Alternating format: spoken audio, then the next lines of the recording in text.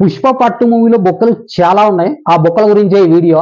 ప్రతి బొక్క గురించి మనం క్లారిటీగా మాట్లాడుకుందాం. ఎందుకు వచ్చింది, ఎలా వచ్చింది, అది ఎలా ఎండ్ అయింది, ప్రతిదీ డీటెయిలింగ్ గా మాట్లాడుకుందాం. వీడియో చాలా బాగుంటుంది. ప్రతి ఒక్కరు చూడండి చివరి వరకు. అలాగే ప్రతి ఒక్కరు లైక్ అయితే చేయండి. అలాగే సబ్స్క్రైబ్ చేయడం మాత్రం మర్చిపోకండి, ఎందుకంటే కౌంట్ చాలా చాలా తక్కువ ఉంది. దయచేసి ప్రతి ఒక్కరు సబ్స్క్రైబ్ అయితే చేసుకోండి. అలాగే పుష్ప పట్టు మూవీ మీకు ఎలా అనిపించిందో కామెంట్ చేయండి. పుష్ప 2 మూవీకి ఇంత నెగిటివిటీ రావడానికి మెయిన్ రీజన్ స్టోరీ లేకపోవడం.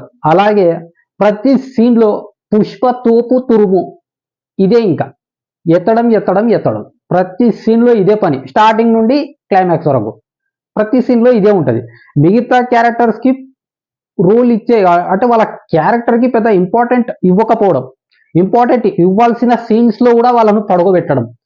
చాలా సీన్స్లో ఇలాగే జరిగింది. మెయిన్గా ఫహద్ ఫాజిల్ గారి క్యారెక్టర్లో స్టార్టింగ్లో మనకు ఫహద్ ఫాజిల్ గారిని ఇంట్రొడ్యూస్ చేసేటప్పుడు చాలా హైలో ఉంటుంది.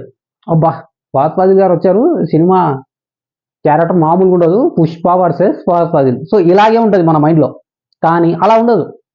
రాను రాను రాను రాను ఫహద్ ఫాజిల్ గారి క్యారెక్టర్ పూర్తిగా డౌన్ అయిపోతుంది. చివరికి జోకర్ని చేసి వాడేస్తారు. ఇది చాలా మందికి డైజెస్ట్ అవ్వలేదు. మెయిన్గా నాకు పుష్ప పార్ట్ 2 సినిమా చూసినప్పుడు నాకు ఒకటే డౌట్ వచ్చింది, అసలు ఈ మూవీ సుకుమార్ గారే తీశారా అని. ఒకవేళ ఈ మూవీ దగ్గరుండి సుకుమార్ గారే ప్రతి సీన్ టు సీన్ తీసి ఉంటే సుకుమార్ గారి డౌన్ఫాల్ స్టార్ట్ అయినట్టే. చాలా మంది ఒప్పుకోకపోవచ్చు, కానీ ఇదే నిజం. ఎందుకంటే మూవీ అలా ఉంది. కొన్ని సీన్స్ చాలా బాగున్నాయి, కానీ సరైన కథ లేదు. ఆ సీన్ వచ్చే బేస్మెంట్ అనేది కరెక్ట్గా లేదు. ఇది సుకుమార్ ఏ సినిమాలో లేదు, సుకుమార్ గారి ఏ సినిమాలో ఇలాంటిది లేదు, కానీ ఈ మూవీలో ఉంది. ఫస్ట్ హీరో ఇంట్రడక్షన్ షాట్లోనే చాలా బొక్కలు ఉన్నాయి. 42 days అదే కంటైనర్లో ఉన్నాడు, ఫుడ్ లేకుండా, వాటర్ లేకుండా. అసలు ఎలా ఉన్నాడు చూపించారా? లేదు. అది చూడాలంటే మళ్ళీ పార్ట్ 3 రావాలి. ఇప్పుడు ఓకే, కంటైనర్లో 42 days ఉన్నాడంటే ఎవరైనా కొంచెం నమ్మేలా అయినా ఉండాలి కదా. మరి ఎలా పడితే అలా తీసేస్తారా? ఎందుకంటే సుకుమార్ గారి మూవీలో ఏ మూవీలో తీసుకున్నా కూడా మనకు లాజిక్స్ అనేవి ఎక్కడ కూడా సుకుమార్ గారు మిస్ అవ్వరు. ప్రతి సినిమాలో ప్రతి సీన్కి కరెక్ట్ లాజిక్ అనేది పెడతారు. ఈ మూవీలో మెయిన్గా మిస్ అయింది అది. ఇంకా ఏంటంటే ఆ ఫైట్లోనే చాలా బొక్కలు ఉన్నాయి. అసలు ఆ ఫైట్ కంపోజే చాలా మందికి నచ్చలేదు, చాలా ఇరిటేటింగ్ ఉంటుంది కొన్ని చోట్ల. మెయిన్గా హీరో గెటప్, ఆ పంచే, ఆ నిక్కరు, ఆ గెటప్ అంతగా కనెక్ట్ అవ్వదు. అక్కడ నుండి కట్ చేస్తే తర్వాత వచ్చే సీన్స్ మాత్రం చాలా బాగుంటాయి. అవి ఏ సీన్స్ అంటే శ్రీవల్లి పుష్ప, ఈ బాండింగ్ అనేది చాలా బాగా రాశారు. ఎందుకంటే ఒక రియల్ వైఫ్ అండ్ హస్బెండ్ని చూసిన ఫీల్ వస్తుంది మనకు థియేటర్లో. ఏ సీన్లో చూసుకున్నా కూడా శ్రీవల్లి పుష్ప ఇద్దరు కలిసి ఉన్న ఏ షాట్ చూసుకున్నా కూడా మనకు రియల్ వైఫ్ అండ్ హస్బెండ్ కనిపిస్తుంది. ఇంకా మూవీలో శ్రీవల్లి అండ్ పుష్ప క్యారెక్టర్స్ కాకుండా, అంటే ఆ సీన్స్ కాకుండా ఇంకా ఏదైనా హై ఇచ్చే సీన్స్ ఏమైనా ఉన్నాయా అంటే ఇంటర్వెల్ బ్యాంగ్. మీరు అనొచ్చు, ఇంటర్వెల్ బ్యాంగ్లో ఫహద్ ఫాజిల్ గారిని లెవెల్లో చూపించారు అని, కానీ కాదు, అంతేం చూపించలేదు. పుష్ప వచ్చి సారీ చెప్తాడు, కానీ తిరిగి వచ్చి మళ్ళా సుస్తు పోస్తాడు. అంటే ఇక్కడ హీరో క్యారెక్టర్ మాత్రం చాలా ఎలివేట్ అయింది. నాకు కూడా సీన్ బాగానే ఉంది, కానీ ఫహద్ ఫాజిల్ గారి క్యారెక్టర్ పడిపోయింది, ఏ లేదు అక్కడ. అంటే హీరోకు ఆపోజిట్ క్యారెక్టర్ అంటే హీరో 2 దెబ్బలు కొడితే కనీసం ఆపోజిట్లో ఉన్న ఒక విలన్ క్యారెక్టర్ ఒక్క దెబ్బైనా కొట్టాలి, అప్పుడే హీరో ఇంకా ఎలివేట్ అవుతాడు. హీరోకి ఆపోజిట్ అంటే ఆ మాత్రం పవర్ ఇవ్వాలి. ఆ మాత్రం కూడా పవర్ ఇవ్వకుంటే ఇంకా ఫహద్ ఫాజిల్ క్యారెక్టర్ ఎందుకు? ఒక్క చోట కూడా హీరోకు దెబ్బ కొట్టకుంటే ఫహద్ ఫాజిల్ క్యారెక్టర్ ఎందుకు? అసలు ఆ క్యారెక్టర్ ఉందే అందుకు, కానీ ఒక్క చోట కూడా మనకు అలా అనిపించదు. ఇంకో సీన్ ఉంటుంది జాతరలో, అల్లు అర్జున్ గారి డ్యాన్సు పర్ఫార్మెన్సు, శ్రీవల్లి పర్ఫార్మెన్సు, అసలు ఏమన్నా ఉంటుందా? అక్కడ వచ్చే ఫైట్ కానీ, ఆ ఎమోషన్ బాండింగ్ కానీ సినిమాని ఎక్కడికో వెళ్ళిపోతుంది. కానీ అంత మంచి సీన్లో కూడా ఒక బొక్క ఉంది. అసలు అక్కడ ఆ విలన్ ఎక్కడి నుంచి వచ్చాడు, ఎలా వచ్చాడు, అసలు విలన్ కూడా సారీ గెటప్ ఎందుకు వేసుకున్నాడు?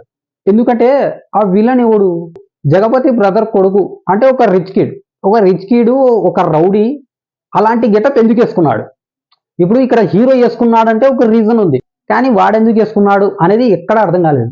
ఇది చాలా పెద్ద మైనస్ పాయింట్. కాకపోతే ఆ ఎమోషన్లో అది అంతగా కనిపించలేదు, కానీ అది చూపించాలి. ఎందుకంటే క్లైమాక్స్ లో మళ్ళీ వీడియో వస్తాడు కాబట్టి ఇక్కడ కొంచెం క్లారిటీగా మనకు చూపించాలి. అది వదిలేసి పుష్పను లేపడమే ఉంది కానీ ఆ స్టోరీకి తగ్గట్టు సీన్స్ మాత్రం లేవు. అంటే స్టోరీయే లేదు. అంటే ఏ క్యారెక్టర్కి ఎంత వాల్యూ లేదంటున్నావు, కానీ రావు రమేష్ క్యారెక్టర్ ఉంది కదా అని మీరు అనుకోవచ్చు. రావు రమేష్ గారి క్యారెక్టర్ బాగానే ఉంటుంది, కానీ క్లైమాక్స్కి వచ్చేసరికి హీరోకు కొంచెం ఆపోజిట్ లో చూపిస్తారు. అలా చూపించినప్పుడు నాకు రావు రమేష్ గారు కూడా కమిడియన్ లాగా అనిపిస్తారు. ఎందుకంటే హీరో పట్టించుకో, తీసి వాడేస్తాడు అంతే. అప్పటికే ఆయన ఒక సీఎం అయినా కూడా తీసి పక్కన వాడేస్తాడు. ఇంత కూడా వాల్యూ ఉండదు. అంటే రావు రమేష్ గారు ఎప్పుడు హీరో పక్కనే ఉంటారు, హీరో గురించి అన్నీ తెలుసు, అది కూడా సీఎం ఆయన. అలాంటి ఆయన హీరోని ఏం చేయలేడు, హీరో మాత్రం తీసి వెంట్రుక తీసినట్టు పక్కన పడేస్తాడు. ఇది ఎక్కడి లాజిక్? ఇంకా జగపతి క్యారెక్టర్ ఉంటుంది, ఓ 2-3 షాట్లో కనిపిస్తాడు. సీఎంనే సెలెక్ట్ చేసే, అంటే సీఎంని ఆడించే పవర్ ఉంటుంది, కానీ ఒక ఊరు వరకే పరిమితమైన పుష్పను ఏం చేయలేడు. ఎందుకంటే పుష్ప టాప్లో ఉండాలి కాబట్టి. ఇప్పుడు క్లైమాక్స్ లో అన్న కొడుకును పుష్ప చంపడానికి వెళ్ళాడు అని తెలిసినప్పుడు అక్కడ వెళ్ళి అడ్డుపడొచ్చు కదా. ఎందుకంటే అడ్డుపడితే అప్పటికే అయిపోతుంది, మళ్ళీ పుష్ప పార్ట్ 3 తీయలేం. అందుకనే ఇక్కడనే ఉంటాడు, అక్కడికి వెళ్ళాడు. అక్కడికి వెళ్తే మళ్ళీ పుష్ప పార్ట్ 3 రాదు. ఇక్కడనే ఉండి రావు రమేష్తో ఫోన్ చేస్తాడు. ఎందుకు? ఇలాంటి బొక్కలు చాలా ఉన్నాయి. ఇది కూడా పెద్ద బొక్క. ఇది నాకు మూవీ చూస్తున్నప్పుడే నవ్వొచ్చేది, అరే ఏంట్రా ఇది అని. ఇంకా జాతరలో ఫైట్ సీన్ అయిపోయిన తర్వాత హీరో బ్రదర్ అజయ్ వస్తాడు. ఇంకా అజయ్ ఫేస్ చూసి అయిపోయింది, ఇంకా కన్విన్స్ అయిపోతాడు, కలిసిపోతారు ఇద్దరు బ్రదర్స్ అనుకుంటా. కానీ అలా జరగదు. ఎందుకంటే క్లైమాక్స్ తర్వాత హీరోని మళ్ళీ హైలైట్ చేయాలి, పుష్పను మళ్ళీ హైలైట్ చేయాలి. కాబట్టి ఇక్కడ కన్విన్స్ అవ్వడు. ఇక్కడ కన్విన్స్ అవ్వకుండా ఇక్కడ కూడా మళ్ళీ పుష్పను హైలైట్ చేస్తాడు. పుష్పను మాట అంటాడు, ఈ సందులో మళ్ళీ మాతో కలిసిపోవాలని, మా ఇంటి పేరు పెట్టుకోవాలని నువ్వు చూస్తున్నావా అని 4 మాటలు అంటాడు. పుష్ప సైలెంట్ అయిపోతాడు, కానీ శ్రీవల్లి వైలెంట్ అవుతుంది. శ్రీవల్లికి మా డైలాగ్స్ పడతాయి. ఇక్కడ శ్రీవల్లి యాక్టింగ్ నాకు చాలా బాగా నచ్చింది. ఆ టైంలో మాత్రం సూపర్ ఉంటుంది యాక్టింగ్ మాత్రం. అది కూడా పుష్పను హైలైట్ చేయడానికే ఉంటాయి డైలాగ్స్. ప్రతి డైలాగ్ కూడా పుష్పను హైలైట్ చేయడానికి ఉంటుంది. సరే పుష్పను ప్రతి క్యారెక్టర్ హైలైట్ చేస్తున్నారు, అది ఇది ఉంది. సరే పుష్ప ఏం చేశాడు? ఏం చేయడు, అక్కడనే ఉంటాడు. మనకు పుష్ప పార్ట్ 1లో ఇక్కడి నుంచి ఇక్కడికి వెళ్తాడు, కానీ ఇక్కడ మాత్రం ఇక్కడ నుండి ఇక్కడనే ఉంటాడు, ఇంకా ఎక్కడికి వెళ్ళాడు. కానీ మూవీ మొత్తంలో అల్లు అర్జున్ గారి పర్ఫార్మెన్స్ మాత్రం పీక్స్లో ఉంటుంది. మామూలు కాదు, పీక్స్లో ఉంటుంది. అన్ని మూవీస్లో కన్నా the best performance Pushpa part 1లో కన్నా బెస్టర్ పర్ఫార్మెన్స్ ఉంటుంది. ఇంకా మనం సునీల్ అనసూయ గురించి ఎంత తక్కువ మాట్లాడుకుంటే అంత మేలు. ఎందుకంటే సునీల్ స్క్రీన్ మీద మనకు చాలా చోట్ల కనిపిస్తాడు, కానీ నో డైలాగ్స్. ఏదో క్యారెక్టర్ ఆర్టిస్ట్ పక్కన నిలబడి ఉన్నట్టు ఉంటాడు అంతే. ఏం డైలాగ్ ఉండదు, గచ్చు ఇలా చూస్తూ ఉంటాడు అంతే, ఏముండదు. మూవీ మొత్తం కలిపితే ఒక 30 సెకండ్స్ కూడా డైలాగ్స్ ఉండవు. పుష్ప మదర్ క్యారెక్టర్ కూడా అసలు ఏముండదు. మనకు పుష్ప పార్ట్ 1లో మదర్ క్యారెక్టర్ చాలా బాగుంటుంది. స్టార్టింగ్ లో బాగా కొంచెం సెంటిమెంట్ గా అలా చూపిస్తారు, చాలా బాగుంటుంది. కానీ ఇందులో ఒక్క డైలాగ్ కూడా ఉండదు. పుష్ప మదర్ కి ఒక్క డైలాగ్ కూడా ఉండదు. క్లైమాక్స్ లో మాత్రం ఒక డైలాగ్ ఉంటుంది, అది కూడా అజయ్ వాళ్ళ ఇంటికి వచ్చినప్పుడు మాత్రం ఉంటుంది. రా బాబు కూర్చో. పుష్ప పార్ట్ 2 స్టోరీ రాయకుండా కేవలం హీరో ఎలివేషన్ సీన్స్ రాస్తే ఇలాగే ఉంటుంది. ఇంతలా ఎందుకు చెప్తున్నానంటే నాకే కాదు, చాలా మంది డిసప్పాయింట్ అయ్యారు. చాలా మంది, కొంచెం కాదు. ఎందుకంటే ఫస్ట్ డే కలెక్షన్స్ చూసుకుంటే ఆ రేంజ్ లో ఉన్నాయంటే ఎంత హోప్స్ ఉంటాయి ఆ మూవీ మీద. ఎన్ని హోప్స్ ఉంటే అన్ని కలెక్షన్స్ వస్తాయి. ఓకే, టికెట్ రేట్స్ చాలా ఎక్కువ ఉన్నాయి. మనకు వేరే మూవీస్ చూసుకుంటే రూపాయికి 2 రూపాయలు పెంచారు, ప్రతి రూపాయి మీద 2 రూపాయలు పెంచారు. అందుకే అంత కలెక్షన్స్ వచ్చాయి. ఒకవేళ అలా పెంచకపోయి ఉన్నా కూడా బాగానే వచ్చేవి కలెక్షన్స్.